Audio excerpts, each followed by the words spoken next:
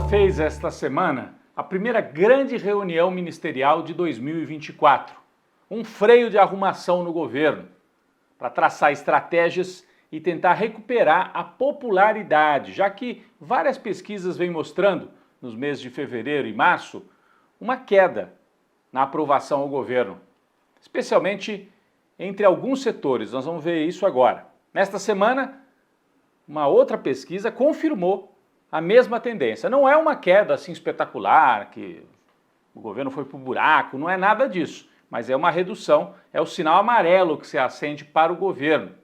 O presidente cobrou dos ministros uma estratégia de comunicação melhor, mais divulgação dos feitos do governo e também uma mudança na forma de comunicar, né, usando melhor as redes sociais, uma interação mais permanente com os cidadãos e com o público. Lula falou também sobre o ex-presidente, fez um ataque direto a Jair Bolsonaro. Vamos assistir um trecho. E não teve golpe, não só porque algumas pessoas que estavam no comando das Forças Armadas não quiseram fazer, não aceitaram a ideia do presidente, mas também porque o presidente é um covardão. Bom, a pesquisa a que eu me referi foi o Datafolha, que apresentou os seguintes números. Como é que você avalia o governo?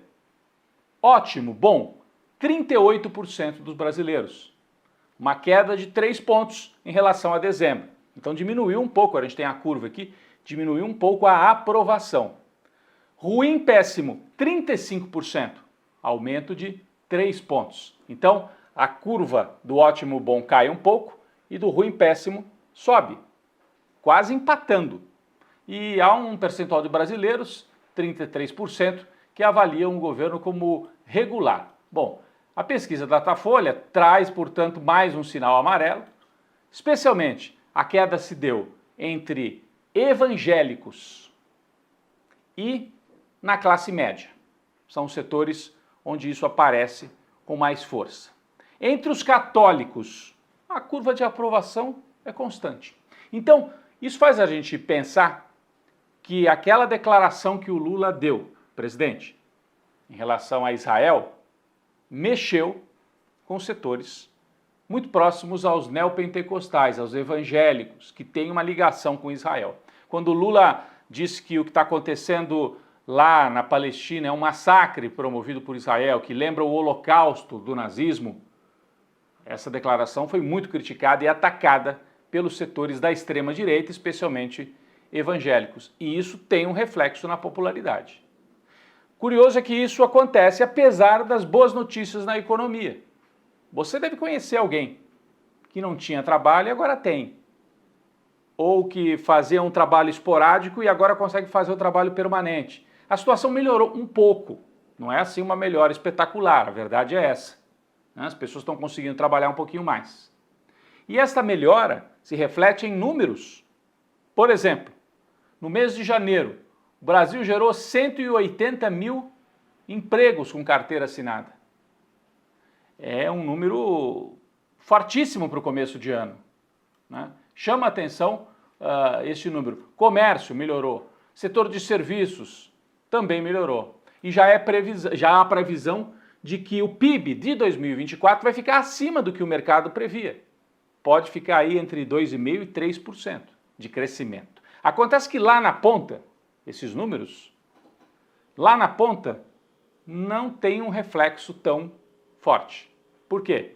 O preço da comida subiu nesse começo de ano, por causa do clima, por causa de safra, mas o fato é que o sujeito vai fazer a feira, a dona de casa vai fazer o supermercado e encontra preços um pouco maiores. E isso também se reflete na popularidade. Então de um lado, a questão ideológica, as declarações do Lula e tal, e de outro, a economia que melhora no macro, mas no micro há uma fase de turbulência. Então tem que controlar, tem que fazer um esforço para não deixar a inflação subir. É nesse ponto que o Lula tem procurado atuar junto aos ministros. Bom, isso tudo acontecendo e do lado da oposição, do lado do bolsonarismo, eles continuam botando gente na rua, o Bolsonaro faz atos e tal, em cidades aí pelo Brasil, só que do ponto de vista judicial a situação para ele cada vez se complica mais.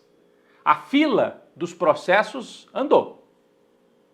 Bolsonaro sofreu o primeiro indiciamento pela Polícia Federal, no caso da falsificação de cartões de vacina. O que significa isso? Vocês se lembram que quando estava terminando o mandato, ele queria ir para os Estados Unidos? Fugir, né? Precisava de comprovação de vacina, se ele quisesse ficar por lá. Para entrar nos Estados Unidos, não, porque ele era presidente ainda, mas depois, se ele quisesse ficar, ia ter que comprovar que tomou vacina. E o Bolsonaro dizia que não tinha tomado vacina, porque não queria, que era contra a vacina, aquela barbaridade toda. Surgem indícios de que ele encomendou, mais do que indícios agora, provas colhidas pela Polícia Federal, de que ele encomendou ao Mauro Cid, que era o ajudante de ordens, falsificação do cartão, para que ele e a filha pudessem ter esse documento e entrar nos Estados Unidos e permanecer lá. Está indiciado pela Polícia Federal. A polícia concluiu esse caso e entregou para o Ministério Público. Agora o Bolsonaro deve ser denunciado perante o Supremo. É só o primeiro caso, gente. Além de falsificação de vacina. E eu chamo a atenção, isso é muito grave, falsificação de vacina. A Polícia Federal está dizendo que o Bolsonaro é um falsificador de documento público. Um presidente falsário. Fora isso, tem o caso do roubo das joias, perto de ser concluído. Tem o caso do uso da ABIN paralela. E o caso mais grave é o caso do golpe de Estado. O uso de militares, a tentativa de dar um golpe para que o Lula não tomasse posse. Então, essa fila começou a andar e nos próximos meses a polícia vai concluir todos esses inquéritos, entregar para o Ministério Público e as denúncias vão ser feitas no Supremo Tribunal Federal. É nesse ponto que está a vida do Bolsonaro. Além do caso da falsificação dos cartões, a pandemia também complica bastante a vida do Bolsonaro. Vocês se lembram da CPI da Covid, que aconteceu no Senado? Os senadores, esta semana, levaram ao Procurador-Geral da República, ao Gonê, o relatório final, né, que é da época ainda do Bolsonaro. Só que o procurador anterior não fez nada com esse relatório. E agora, os senadores levaram para que o Gonê use o relatório e faça uma denúncia ampla contra o Bolsonaro. Ali há todo o roteiro dos crimes que ele teria cometido, o ex-presidente, na pandemia. Isso também vai ser avaliado pela Procuradoria-Geral da República. Para concluir, esta semana o caso Marielle Franco, uma notícia importantíssima. O matador que assumiu que matou a Marielle, Rony Lessa, um ex-policial que mora no condomínio da família Bolsonaro, lá na Barra da Tijuca, no Rio, fechou uma delação premiada e vai entregar quem é que foram os mandantes, quem é que encomendou o crime. O caso também está no Supremo, porque tem autoridade, tem parlamentar que teria participado disso tudo. O Bolsonaro é muito próximo do Rony Lessa.